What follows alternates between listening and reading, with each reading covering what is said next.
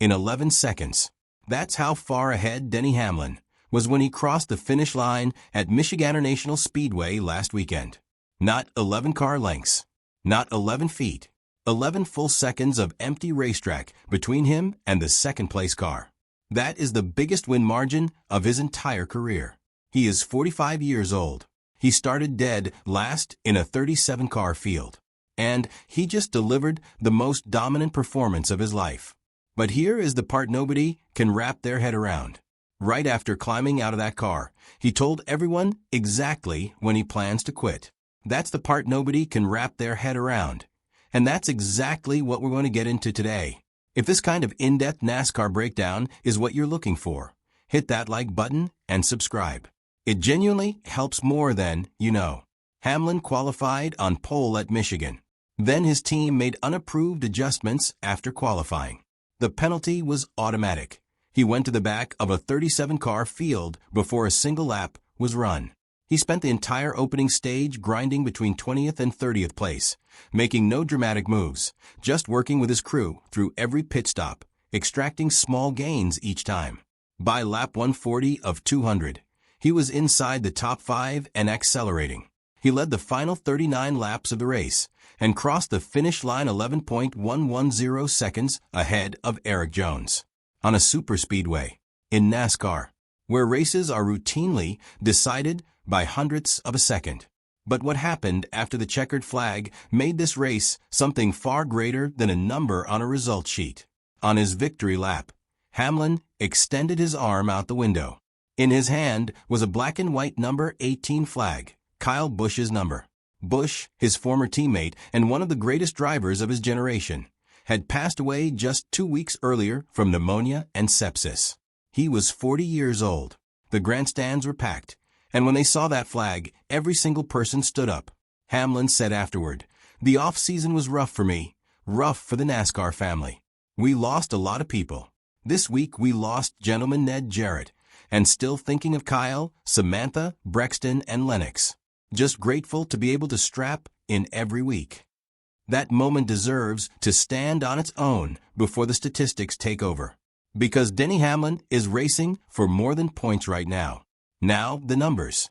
This was his 63rd career win, tying the late Kyle Busch for 9th on the all-time Cup Series wins list.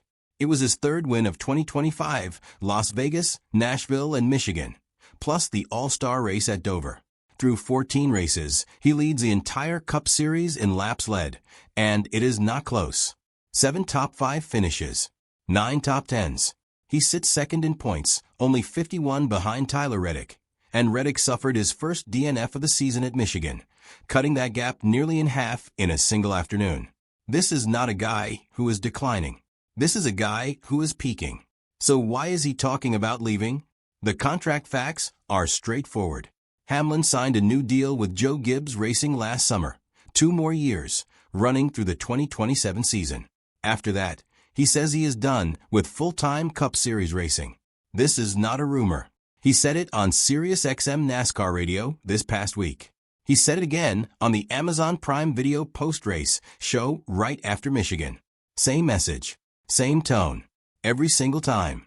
His reasoning, in his own words on SiriusXM, was this: "I want to feel like I do right now, knowing every Sunday morning, all right, I got a good shot to win today. I have to feel that. My ego is very paranoid about the downtrend. It's going to come. We don't know when it is. I just want to get ahead of it before it actually does." He is not retiring because he has to. He is retiring because he refuses to be the driver who stays too long. He wants people asking why he left, not why he is still there. His goal is to walk away while he still could win his last race if he wanted to. The ability matters more to him than actually doing it. He also outlined exactly where he stands physically. 3 things happen to a NASCAR driver as they age. You lose your eyesight, you lose your reaction time, and your body starts to hurt. Against that checklist right now, the body hurts are already there. He is not recovering as fast during the week, but his eyes are still sharp. His reactions are still sharp. He is doing a real-time self-audit and acting on the results before the results turn against him. "I want to go out like this." He also explained to motorsport.com why he is still this competitive at 45. Before the race, Ty Gibbs told him he finally feels like he knows what he needs from a car. Hamlin's response: "Yeah, imagine having 4 times as many starts as you have. Knowing what the track does when it gets cloudy, when the wind shifts, when the temperature drops, that knowledge took 2 decades to build. It's why we have the upper hand right now." So if he is this sharp and this experienced, what happens when someone pushes back on the retirement plan? Someone on SiriusXM brought up LeBron James. The comparison makes surface-level sense. LeBron is 41, averaging nearly 21 points a game, and just helped the Lakers beat the Rockets in the first round of the playoffs in his 23rd season. 2 athletes in their mid-40s, still elite. Hamlin disagreed immediately.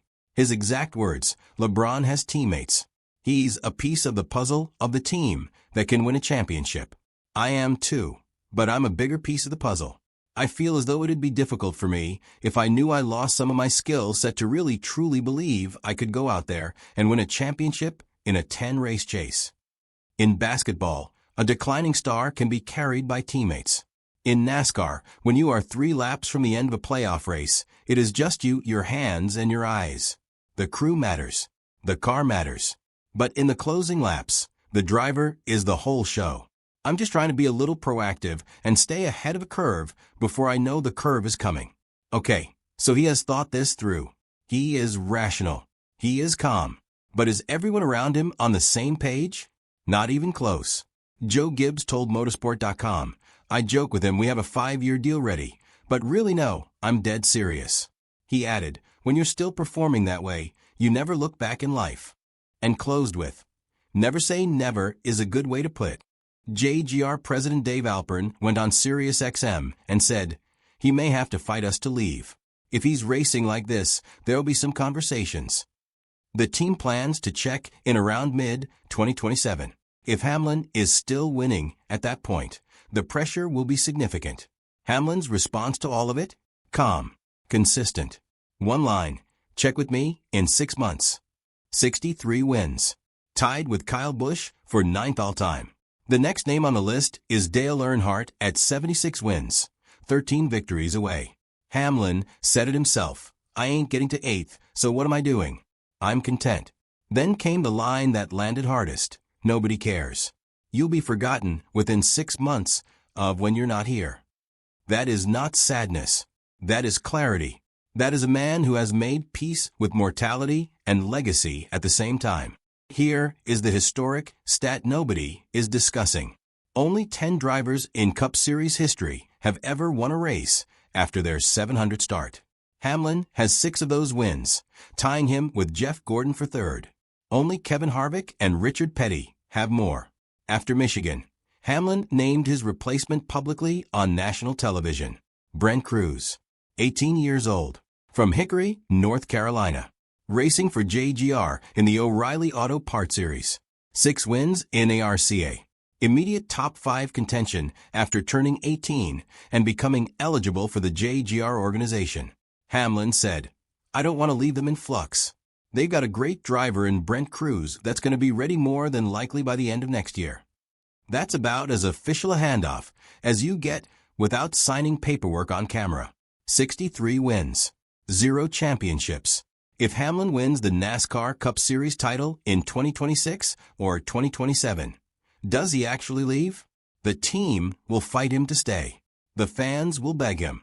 The media will make walking away quietly nearly impossible. And deep down, could he turn the key off after finally getting the one thing he has spent his entire career chasing? Walking away on top without a championship is a powerful, clean story.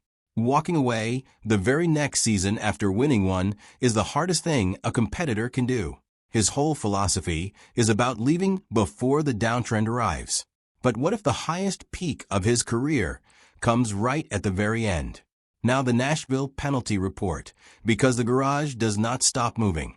The Cup and Xfinity Series came out clean. The Truck Series did not. Ben Rhodes lost a wheel during the final stage, a major safety violation. Under NASCAR rules, the punishment is automatic with no exceptions.